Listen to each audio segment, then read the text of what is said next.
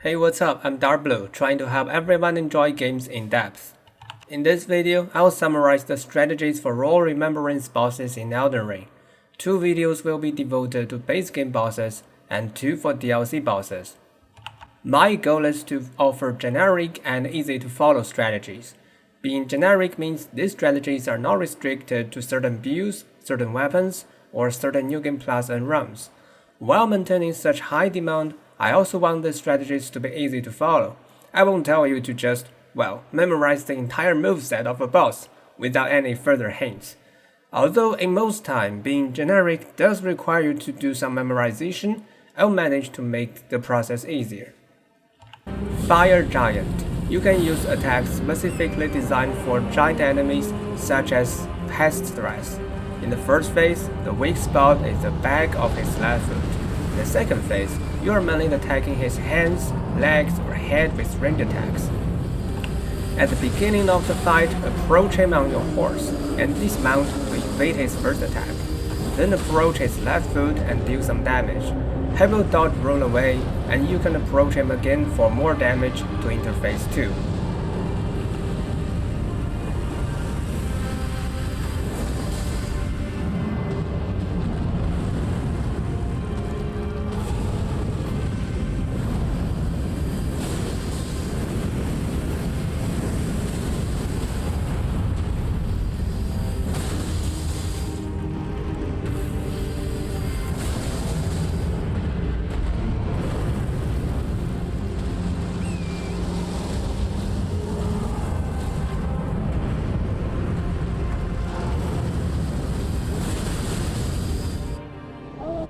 Fire Giant always uses Firestorm at the start of his phase 2, which is a chance to attack his hands. Next, into his free state, might not stay in front of him in case he uses rapid fireballs. As long as you are in his side instead of his front, you can easily dodge any incoming attacks, so the fight won't be hard.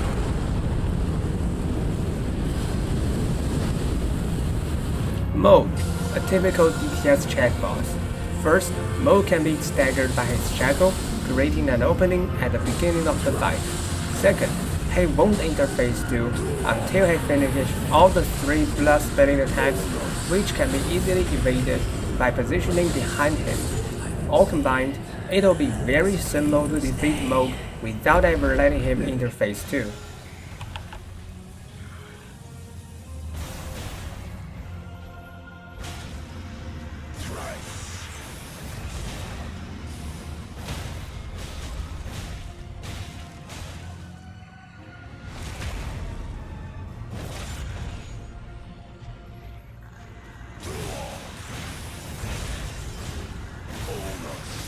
Black Blade. His 2 phases will be introduced separately. During the first phase, the major weakness of Black Blade is that his most attacks can be dodged by simply repositioning under him. However, he also has some attacks specifically designed to attack those who stay under him. Therefore, you cannot stay under him constantly, but instead should use a back and forth strategy. First, stay in distance to let him use regular attacks, which is a chance to be taken to run towards and under him. After doing some damage, get away from Black Blade before you are hit. Additionally, to make it safer to stay under him, you are advised to use rolling attacks, as most rolling attacks will lower your stance. Now into phase 2. There will always be a fixed move at the beginning. During this move, you only need to backstab once to evade the entire combo, after which you can get under Black Blade to deal some damage. After this fixed move ends, things will become harder. Hence, I recommend controlling your stance damage during phase 1, such that you can stance split Black Blade during this fixed move and defeat him, freeing you from the interaction in phase 2. Nevertheless, if you prefer to do some interaction, you'd better bring with you a Bloodhound Step to increase your dodge distance. In this way, it'll be easier to dodge Black Blade's Victim Slash. Dragonlord, a very easy boss. First of all, you can use any attack specifically designed against giant enemies to deal tons of damage and make speed kill. And even if you don't want to do so or cannot use such attacks, you can still reposition behind the boss to be almost completely safe. Also bring with you some Bloodhound Staff to have longer iframes to dodge any incoming attack.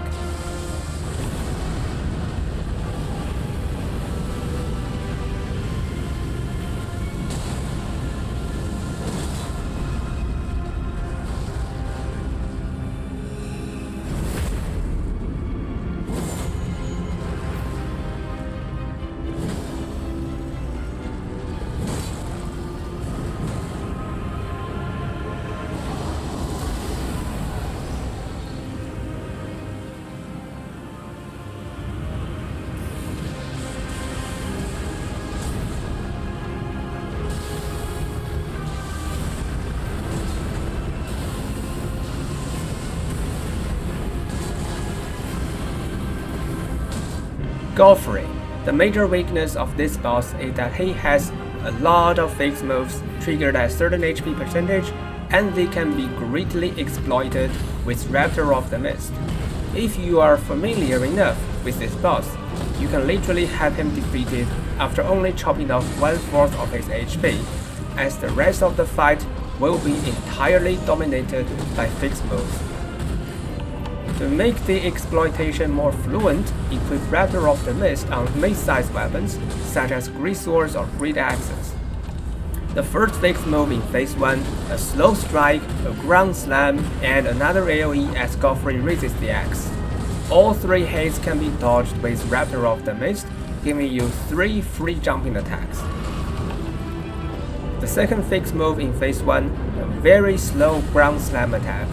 During the pre-attack animation, you can use a jumping attack, then use Raptor of the Mist to dodge the attack, landing another jumping attack. Then the first fixed move in Phase 2, a grabbing attack. Just run back where you invaded and do a jumping attack. The next fixed move after grabbing, Great Leap. There's a raw take at the beginning which deals no damage, so you don't need to dodge it. Then the 2 ground slam hits can both be evaded with Raptor of the Mist. And finally, we have the last fixed move, Ground Slam again. You can do 1 jumping attack during the pre-attack animation, and then 2 Raptor of the Mist. So that's really a lot of jumping attacks, enough to defeat Godfrey.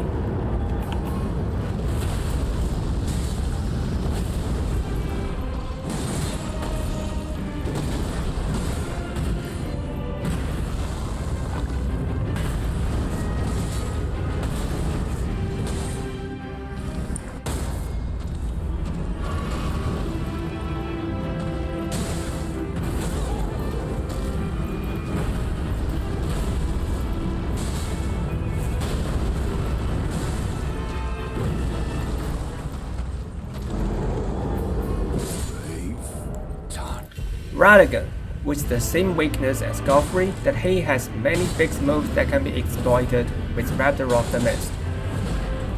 The first fixed move, Combat Opening. This time, is enough for 2 jumping attacks. The second fixed move that will be triggered before half HP, a Stomp and a Great Leap. Both hits can be dodged with Raptor of the Mist. The last fixed move, triggered after half HP. 3 successive strikes. All 3 hits can be tackled with Raptor of the Mist, and additionally, you have enough time to actively do a jumping attack before the last strike, making 4 jumping attacks in total. Compared with Godfrey, Radagon has relatively less fixed moves, so you might need to do some interaction in this combat, but it's still very easy. Elden Beast. As a giant enemy, you can still use specific attacks such as Path Thread to make the combat smoother. There's a fixed move at the beginning during which you can deal a lot of damage. At the current game version, you can ride on Torrent during this fight, so most spells of Elden Beast can be simply evaded by sprinting on the horseback. There's only one exception, which is the quick Weave of Gold combo. I figured out 2 solutions. One of them is used when you are not on the horseback. use Vow of Indomitable once, block once, and Vow of Indomitable twice. The other is used when you are on the horseback. Dismount to evade the first wave, get hit once, and then Vow of Indomitable twice.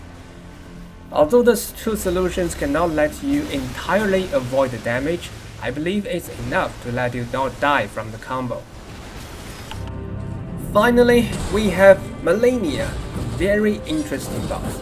By saying interesting, I mean she can be staggered by most damage levels, which is not so common in other bosses. However, she also has many temporary hyper armors that give her damage level resistance. Both features combined, the strategy for Malenia is quite different from what we have done before. First, you can interrupt quite many attacks of hers instead of evading them. Generally, these are the attacks you can try to interrupt. When Malenia is in her free state, you can use jumping attack or sprint attack to interrupt her. When Malenia sidesteps to your left side, you can interrupt her slash. Her spark slash can also be interrupted. Second, each time you hit Malenia, you can make a combo rather than just one hit. However, Malenia tends to use evading after getting hit, which gives her strong hyper armor. Therefore, you have to make sure you are using stable combos such as spinning slash and the first 3 hits of Stormcaller. As supplementary information, Malenia will use a great backstab if she's knocked down too many times, breaking your stun lock. As a result, knockdown is not a recommended strategy for Malenia. Now into detailed strategies. During phase 1, most common attacks of Malenia can be evaded by dodge rolling backward, with the only exception being Spark Slash, which should be evaded by rolling forward rather than backward. This exception makes the interaction very tough, as you need to quickly distinguish between Spark Slash and other attacks. Luckily, there's one workaround. Wind Crystal Deer allows you to use light rolling for some time. And with light rolling, which covers longer distance than regular rolling, even Spark Slash can be evaded by rolling backward. In this way, you can simply roll backward mindlessly each time you see Malenia trying to attack you. Furthermore, once you hit Malenia creating a stagger, don't directly retreat. Instead, stay there and observe what she's gonna do. You may be able to interrupt her next attack in many cases. So that's all about the regular attacks. Next, let's talk about the most infamous special attack of Malenia, Waterfall Dance. My recommendation is Vow of Indomitable, equipped on a 100% physical negation shield. Use the Vow once, block the remaining attacks, and do the Vow once again. It's just that simple. Into phase 2, there's a slight difference in our strategy for Malenia's regular attacks. This time, don't try to interrupt her in her free state, only do counterattacking. There are also 2 new special moves, Blooming, well I believe it's very easy to dodge, and Clone Slash, Vow once, block twice, then Vow twice. With the entire strategy as said above, you can defeat Malenia using many different weapons and skills. There's no need for a specific build or specific weapon.